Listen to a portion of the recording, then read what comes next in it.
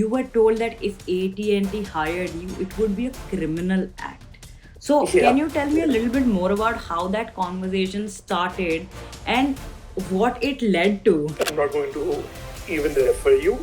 And if AT&T referred you, it would be like a criminal act to do that. And it took me some time to really understand that is he really meaning what I'm reading that he's meaning? But yeah, apparently he did. With the current scenario that we have, wherein there is an undercurrent of immigrants not being welcomed, so you all already have had an impressive career with companies like Amazon. So that's like a big giant and the final nail in the coffin for any tech related career. So मुझे ये बताओ कि अगर for example अगर आपने US में degree नहीं की होती तो आपका करियर कैसा दिखता? All I want to understand is what is the role that your degree played in your career wherever you are right now. What do you think about the fact that if there are no people, Americans, to take those jobs, obviously they will be taken by somebody else. But even then, this sentiment is growing. So, how does that make you feel? Yeah, I agree with Elon Musk and you. I agree that there is a shortage, but the thing is that people that are getting affected by this don't want to admit it. Probably because the job market was as compared on a rise as it is right now. What I've seen right now is a lot of very talented individuals kind of struggling to get to entry-level roles. What do you think could be the larger implications on the tech industry if this kind of sentiment continues? Real danger of US losing its edge. So, do you think this current political climate is going to continue for another, few years until Trump is in power and he's trying his best to actually get a second term this time as well? He's just uprooting everything that is there. थोड़ा वो not so good वाले parts के बारे में बताओ कि क्या था ऐसा? Yeah, I mean, nothing as such. नमस्कार, मेरा नाम है Sheetal and I am the founder of न्यूज़पेड, जहाँ पे हम आपकी स्टडी अब्रॉड जर्नी को सिंप्लीफाई करते हैं। चैनल को सब्सक्राइब कर लो क्योंकि यहाँ हम बहुत सारी वीडियोस अपलोड करते हैं जो आपको मदद कर सकती हैं। आज के हमारे पॉडकास्ट के एपिसोड में हमारे पास एक बहुत इंटरेस्टिंग गेस्ट हैं जिनका नाम है सिद्धांत सक्सेना। वो 9 साल पहले इंडिया से इंडियाना यूनिवर्सिटी में मास्टर्स पढ़ने आए थे और उसके बाद से कभी वापस गए ही नहीं because he was able to make a career for himself as a data scientist. With over 9 years of experience in decision science and data analytics, he has gone on to work with companies like Amazon and Elevate Credit.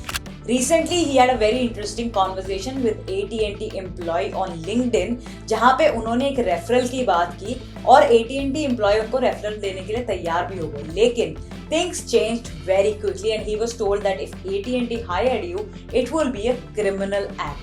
आज के इस podcast में हम discuss करेंगे कि Trump administration के under क्या-क्या changes सिद्धांत महसूस कर रहे हैं that he did not experience in the last 8 years and what he anticipates for the tech industry at large with the crackdown on H-1B visas and OPT issues. So Siddhant, thank you for joining us today. Let's start by talking about your journey from India to the US and how you navigated through the challenges of studying as well as working. So let's start at the beginning. What motivated you to pursue a master's degree in the US and how exactly did you choose your university? Sure, Sheetal. First of all, thank you for having me here. It's really great. Yeah, I'll get to the question. So what motivated me to pursue a master's degree? I was always good with mathematics and maths was like a core interest of mine. Along with that, I really like to do modeling, to model real world problems as much as I could. And with my research, I knew that data science was indeed the future, along with AI and ML. So those were the few factors that really helped me to pursue studies abroad. And one thing about the university that I got, Indiana University, when I applied, it was a public Ivy. That meant that it offered world-class education and it offered the best scholarship at the best rates. So all these factors combined, and I decided to pursue my journey towards masters in Indiana University. That is awesome. We don't see a lot of students choosing state universities because of the buzz That's around right. Ivy League and private universities. But very Mhm. interesting. But I also want to understand कि क्या सबसे बड़े challenges थे आपके while you were studying at Indiana University as an Indian student and also as an international student. Yeah, so I would say that Asan to nahi tha. It wasn't easy to uproot your life and come to a country where you do not know anyone. Uh, Adjusting to it, I would say, took time. Along with that, the culture part was good. Like it was mostly welcoming, and I kind of enjoyed that. Most people seemed helpful and reasonable, and when it came to like the quality of the teachers, most of them were brilliant. I really enjoyed that they had so much passion towards what they were teaching. So all in all, it was like two sides of the like. It was some parts were really good, some parts not that good. But overall, it was challenging, but I think worth it. थोड़ा वो not so good वाले parts के बारे में बताओ कि क्या था ऐसा? Yeah, I mean, nothing as such. Like not so good. मैं यही कहूँगा कि the challenge of like uprooting your life and coming to a foreign land is in and of itself like you have to take care of a lot of things yourself. So that is one. The other thing was I won't generalize, but there were instances where I've noticed that some people were not that welcoming to us when it came to us coming to their country to study or look for a job. Okay, and you pursued a master's in data science. So you already have had an impressive career with companies like Amazon. So that's like a big giant and the final nail in the coffin for any, tech related career. So मुझे ये बताओ कि अगर for example अगर आपने US में degree नहीं की होती तो आपका करियर कैसा दिखता? All I want to understand is what is the role that your degree played in your career wherever you are right now? Yeah, great question. I think it is really hard to predict what would have happened if I had gone another route. But in general, I feel like in India, the competition is really high as compared because there is a lot of interest in folks to learn technology. That's why I've seen in Indian colleges, companies like Amazon and Microsoft, they like take like very few folks. When it comes to US or the Silicon Valley, the scene is a little different. They have a lot more demand, and because of that, when you pursue your career in US, it is still challenging. I won't trivialize the efforts that it took, but it is still comparatively more achievable. So I believe yes, the degree played role in that sense, and then obviously there is that uh, the technology that I gained access to, the skills that I developed, the network that I formed on the way. All those things definitely played a role. And if I had not been here, I don't know how things would have turned out. I might have still found a way. But yeah, definitely it played a positive role. That is very interesting because a lot of times when people think about these top tech universities, they feel that the only way to go into these universities in these companies is through getting into a US university because then the proximity is there and they get a higher chance of acceptance because of all the other things that we are seeing, visa issues, no sponsorships and this and that. But very interesting, and I'm sure that you would have done something great even if you were not at a US university. So you have I done hope so too. some you have done Yeah. some high impact projects, like reducing Amazon's marketing cost from 85 million to 22 million, if I'm not wrong. Can you tell us a little bit more about how you went on to working like on projects like these, and what was the office environment like that helped you in pursuing these projects which were actually making some change?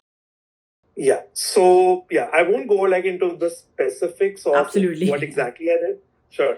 But I would tell you so what it involved was to accurately predict the volume of a certain quantity, which is in this case like how many drivers should they hire versus how many applications they should get, and that snowballed into saving millions of dollars for Amazon in terms of marketing cost. So a little bit about like what all it involves. So this is a classic prediction problem that involves technologies like machine learning, statistical analysis, and I wouldn't want to leave out data engineering in general because it is like the backbone. So machine learning is where you build the model, and data engineering is where you build all the back end work of it, where you learn how to handle data on a scale to actually make sure that all these things practically work. So I'd say like those were like that was one of like the challenges that I took, and then those were the approaches that I used behind it. That's a very interesting point that you mentioned, because I get a lot of queries from students who are either interested in science or they are good with numbers, and they find it so difficult to actually pin down on the subject that they want to study. So if somebody is getting out of class 12, or say for example they just completed engineering just in computer science, and they want to get deeper into data and all that, and you mentioned two different kinds of data, how it can be used. Can you tell us a little bit more about that, so that the viewer who will be watching this can get an understanding, like this path is this and this path is this. I have to understand what these two paths do. Yeah. So I think, like you said, the first step is to get comfortable with the basics of computer science. I'm not talking about like hardcore coding and everything, but you should be able to, I think, like code in a simple language. Simple language like SQL, I think, is a simple language that caters to data. Then Python is a pretty like high level simple language. So that is the skill number one. Then when it comes to data, I would say there are certain specific skills, and there's more of like a generalized skill set to talk to data. In today's time, we use SQL. It's like the backbone, and it's not about just knowing the syntax. It's about knowing how the data is stored. It's also about knowing how and what to do with that data. When do you need that data? When do you need to load it? How do you need to load it? How should you store it? What aggregations to put, and things like that. That I think would be the starting point for any data career. Once you're comfortable with that, get into statistical analysis. Learn what statistics is, why it is used.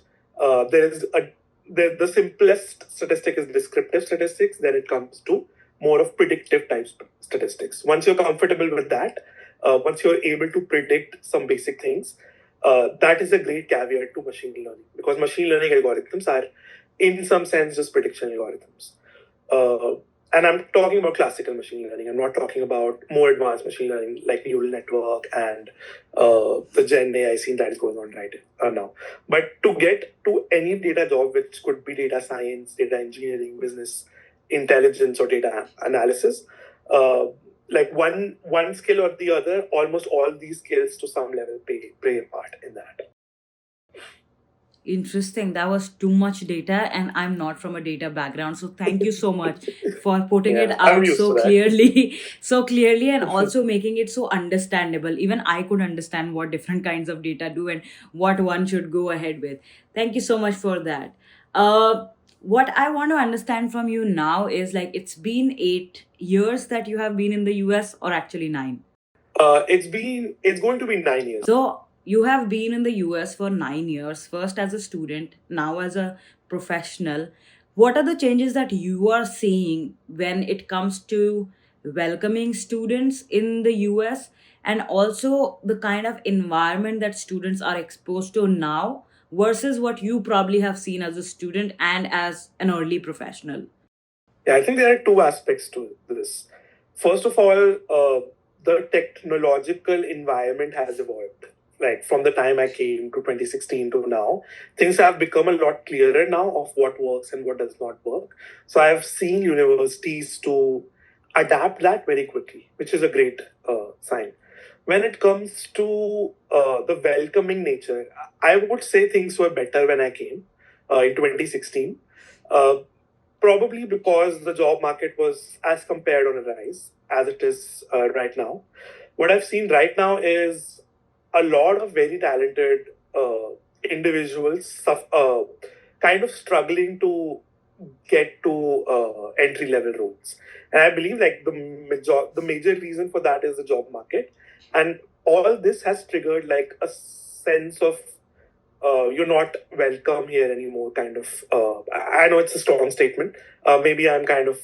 Maybe it's like. It's not that much. But yeah, like from my experience, I've noticed that yeah, things in that welcoming sense are kind of changing. Yeah. So, in your experience, we're just talking about your experience now. You recently had a very interesting conversation with somebody at AT&T, and that's how we also connected because I saw that That's post right. going viral on LinkedIn. And you were told that if AT&T hired you, it would be a criminal act. So, can Yeah. you tell me a little bit more about how that conversation started and what it led to? Yeah. So it was a very like simple scenario. I just reached out to an employee in AT&T, and he was in my field, and I just wanted to check if like he was willing to talk about the roles that are available and possibly even refer me to it. So what did was they asked me if I was an H1B, and I thought it's like a general practice because people want to know if they can sponsor for a position or not.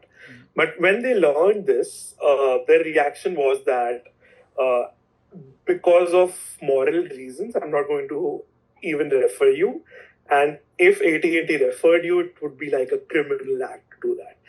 And it took me some time to like really like understand that is he really meaning what I'm reading that he's like meaning? But yeah, apparently he did. So I kept my calm at that time. I just told him like it's okay. Thank you for being honest.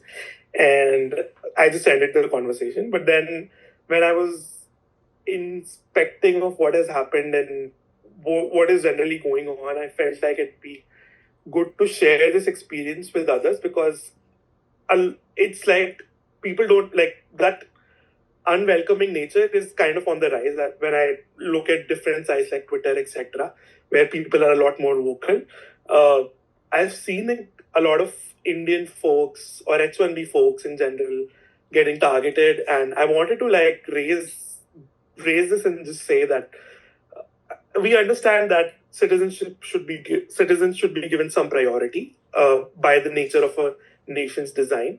But when it comes to hate, that is not okay. We are here legally, and you shouldn't be allowed to just talk to us any way you want. So yeah.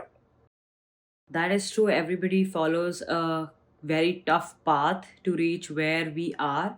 And especially with the kind of competition that we see in H1B, one can only imagine that how tough it is to get. It should not be looked down upon, but actually be hailed, in my opinion. And you were Yeah. talking about, giving priority to Americans. Elon Musk was saying like some weeks ago that there is a perpetual shortage of Yeah. classic engineering talent in the US. So if not Americans, then there would be some people who would be there to fulfill this gap. I feel. Right. What do you have to think about that? Like what do you think about the fact that if there are no people, Americans, to take those jobs, obviously they will be taken by somebody else. But even then Yes. this sentiment is growing. So how does that make you feel? Yeah, I agree with Elon Musk and you. I agree that there is a shortage, but the thing is that people that are getting affected by this don't want to admit it. Uh, I was reading a study which said that for all the STEM degrees, I don't know, like I think Americans fall short by probably 80% in these master's programs, and it's mostly applied. It's mostly taken by all the immigrants, mostly Indians and Chinese. So two things cannot like coexist. America has to decide either it wants to keep its technological advantage and the edge that it has had for a long time. For that, it has to make sure that all the jobs that are available here because of the wonderful opportunities that are available are fulfilled. And I think like it's like a two-way street. We get there, we get good salaries, they get us, they get our talent, and everyone wins with it. But with the recent changes, yeah, I don't really agree that uh, if no Indians were there or if no immigrants in general were there, it would be possible for America to meet its need of the technological challenges that it has. Right. And just now that we were talking about how there is a need for talent and that is being fulfilled by immigrants actually. So with the current scenario that we have, wherein there is an undercurrent of immigrants not being welcomed, what do you think would be the broader impact on the tech industry? Because now we are seeing DeepSeek just entered, so I'm assuming that Yeah. there is like a hustle bustle in the tech industry in America, because they would obviously want to beat it. So what do you Yeah. think could be the larger implications on the tech industry if this kind of sentiment continues? Yeah.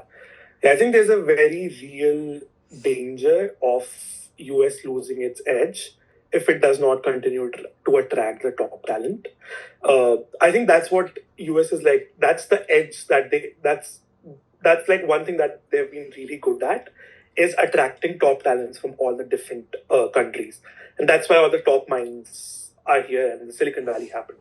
So if that, for whatever reason, stops, the AI war, it's like very likely, in my opinion, that China takes over. And if that happens, like I don't know how it'll work, because I don't know what amount of technology will they be willing to share with the rest of the world.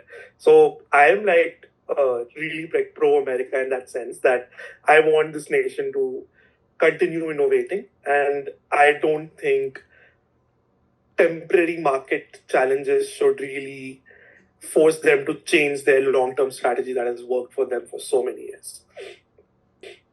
Yeah. When I was also at Columbia Journalism School, one of the things that we were told to do was reach out to people on LinkedIn and just speak to them.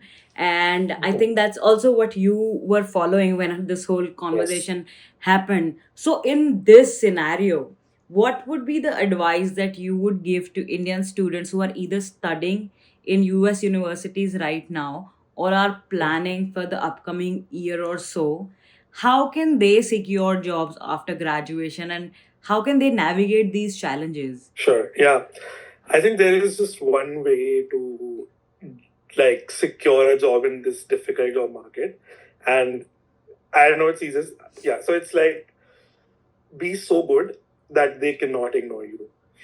Uh, Work on your skills, work on your talent relentlessly. The job market is tough. It won't stay the same forever. There are greener pastures ahead, I'm sure. On top of it, the H1B hate is also on the rise. So, and on top of it, maybe some jobs are also getting affected or eliminated because of the efficiency that AI is providing. So, it is like now is the time to go all in as much as you can. Work on your skills, not just academic but also professional skills, how to reach out to people, how to present yourself, how to, and in general also like how to be adaptive to this change that is happening, where a lot of skills that were earlier deciding factor or the differentiator are now getting automated by AI. So how to be able to use those innovations that are happening to be to stay ahead. So yeah. Yeah, that sounds very interesting, but I just have one question. If somebody wants to reach out and LinkedIn is no longer an option because of, what we saw in your case, how should students reach out to people? What would be your advice? Yeah, I would say uh, even if such cases happen, uh, I would still not advise anyone to give up on LinkedIn. It's still like the best professional networking platform. So I would say, like, I know it's hard, but even with this, keep going. Do not, it's ultimately your life. You have to decide what you want to do. They can talk, let them talk, abide by the law, and do as whatever you can in your power to get to your goal. So please reach out to everyone. Like I just want to call out that for this one person that was not so kind, I think there were thousands of people that were very kind, that showed support on LinkedIn. So don't obsess over some people that are not so welcoming. Think otherwise and focus on the more positive atmosphere, and just reach out to people. Something or the other will work out. Absolutely. The grass is going to be greener somewhere, so we just have to look Yes. for it. It's very Yes. interesting.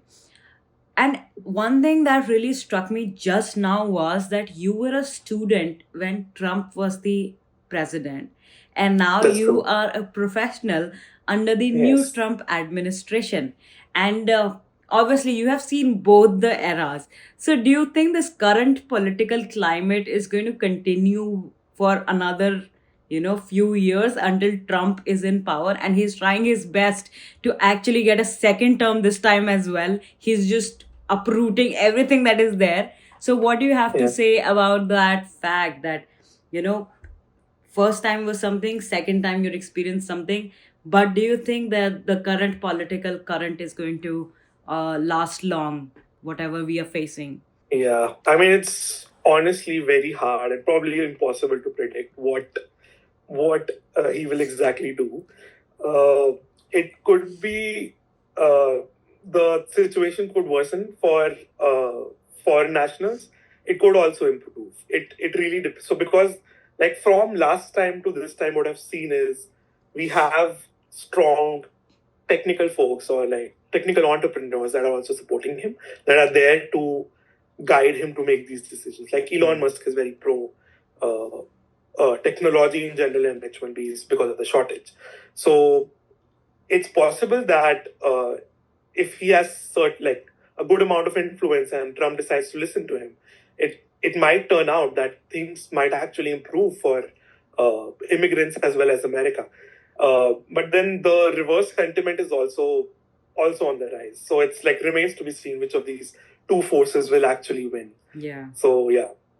And we're seeing a lot of people from the Indian origin being invited into his administration for different kinds of Yes. policy and advisory roles. So that could That is be that could be something that could actually work out in our favor, as you rightly mentioned, that tech moguls are there, but there are also Yes. people of Indian origin who are advising him Mhm. on different aspects. So I kind of like your optimistic approach here, and I hope it goes that way, because future students are going to put a lot of their efforts into all of this.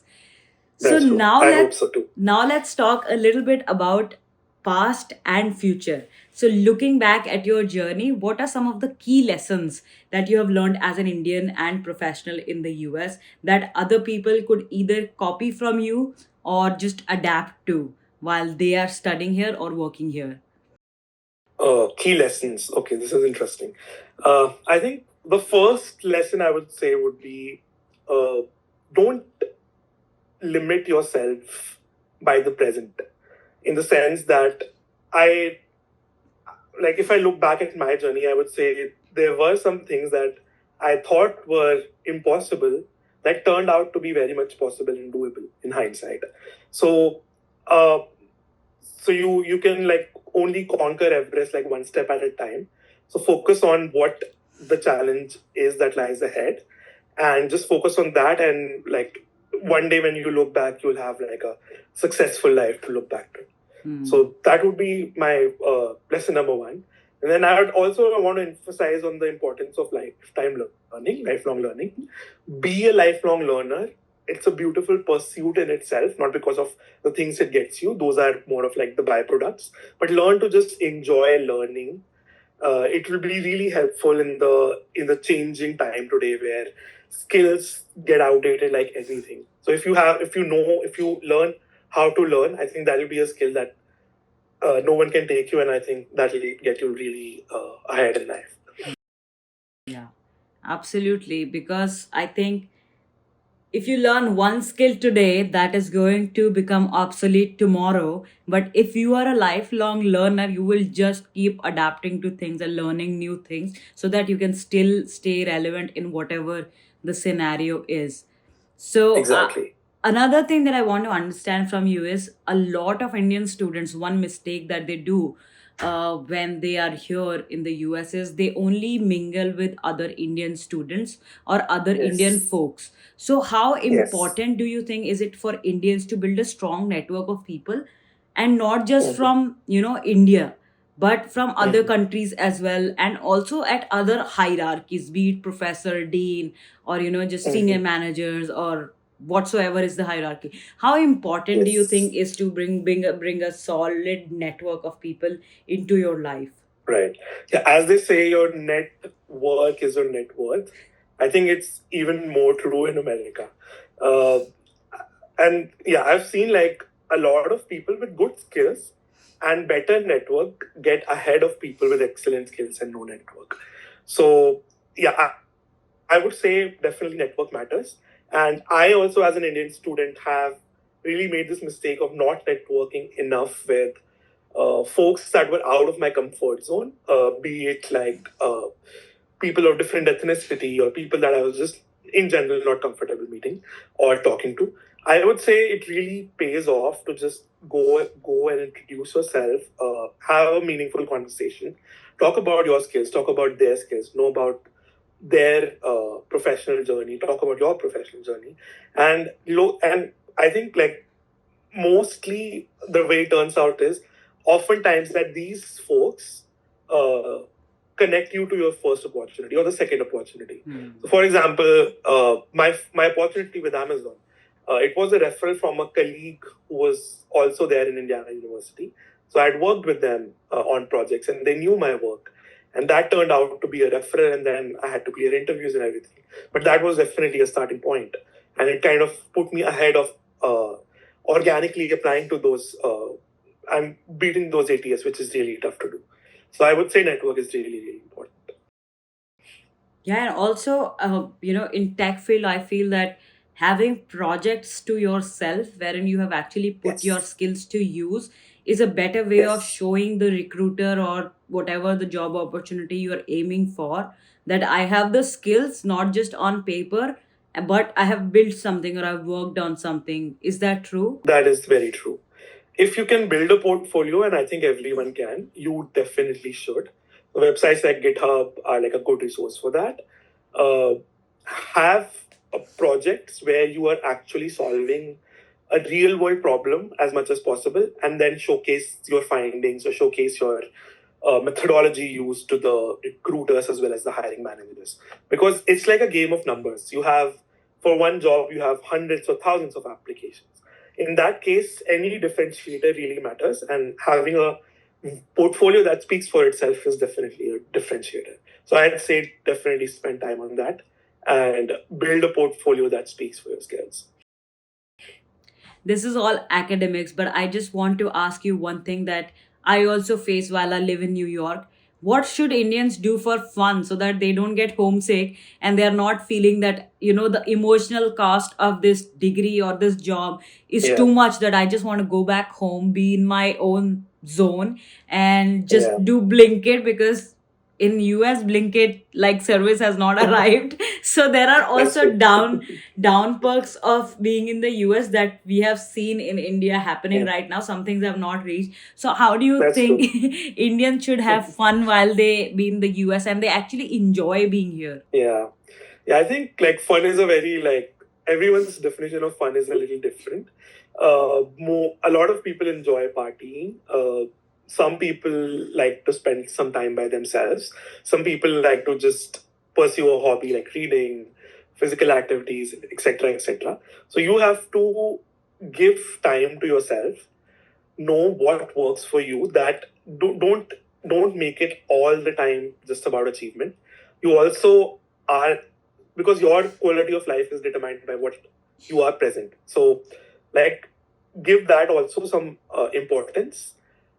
Take time for yourself, and whatever it is that you like, just make sure that you spend some time on it. It will also help you professionally because it will keep you sane, and you will actually be able to enjoy your success more if you have people to talk to, skills to hobbies to look forward to, and those sorts of things. So yeah. Wow, thank you so much, Siddhant. And what's next for you now? What are the projects or future goals that you are excited about in 2025 that you're looking forward to? Yeah.